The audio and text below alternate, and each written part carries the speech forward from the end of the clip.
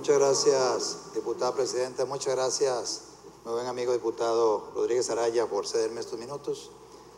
Me acuerdo que a finales del primer año que nosotros estuvimos acá, 2014, septiembre del 2014, yo levanté por primera vez la voz en contra de un oligopolio que existía en Costa Rica, el oligopolio de Cemex y Holcim.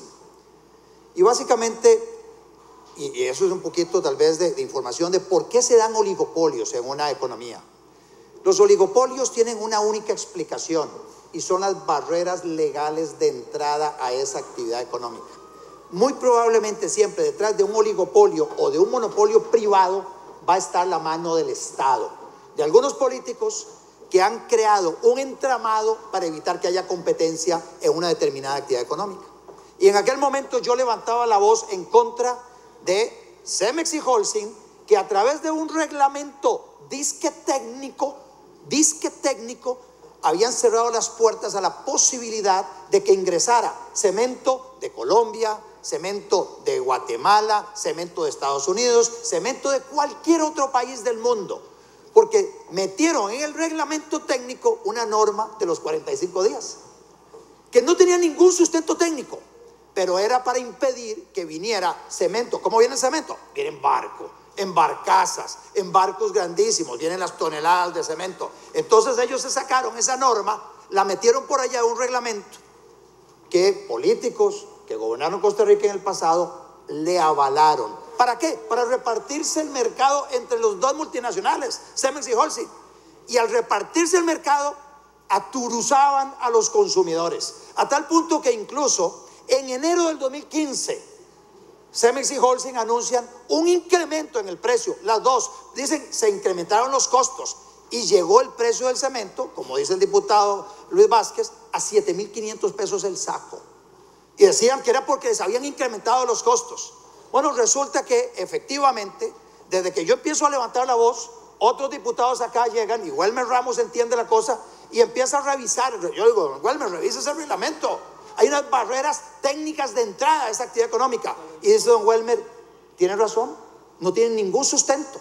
Ese reglamento técnico redactado en el pasado y sostenido por políticos y ministros de Economía en el pasado por Liberación Nacional y la Unidad Social Cristiana únicamente beneficiaba a las dos empresas. Es más, lo firmó Gilberto Barrantes en el gobierno de, no sé si fue Abel o Miguel Ángel Rodríguez, pero lo sostuvieron los gobiernos de Liberación Nacional. Welmer Ramos, con una valentía extraordinaria, y ahí me quito el sombrero con Welmer Ramos, decidió enfrentar al oligopolio de Cemex y Holcim. Mérito de Luis Guillermo Solís también, y aquí lo he reconocido, porque respaldó a su ministro de Economía enfrentando a esos dos monstruos. Estamos hablando de un mercado, la reducción en el precio que mencionó ahora Luis Vázquez, 7,500 pesos el saco a 4,500 pesos el saco, significa una reducción en los ingresos de Cemex y Holcim de casi 100 millones de dólares. Vean ustedes, transferencia que le hacían todos los consumidores de cemento a Cemex y Holcim. Con esa cantidad de dinero, en juego, sobre la mesa, imagínense cosas que podrían pasar.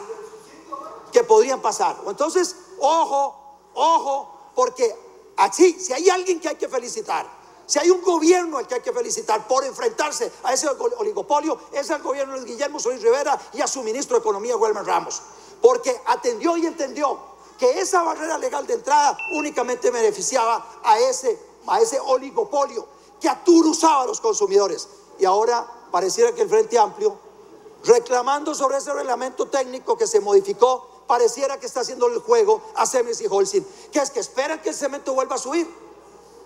Más bien hay que sostener a Welmer Ramos, hay que sostener a Luis Guillermo Solís Rivera en esta decisión de eliminar barreras legales de entrada para que pueda entrar cemento. ¿De dónde? De Colombia, Guatemala, de China, de Estados Unidos, de donde sea.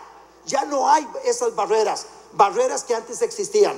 Nuevamente, mérito a quien mérito merece. Y hoy me quito el sombrero, como me lo he quitado en el pasado cuando he reconocido decisiones correctas de esta administración. Me quito el sombrero ante Welmer Ramos y Luis Guillermo Solís Rivera en este tema de enfrentarse a Cemex y a Holcim. Lo han hecho con gallardía.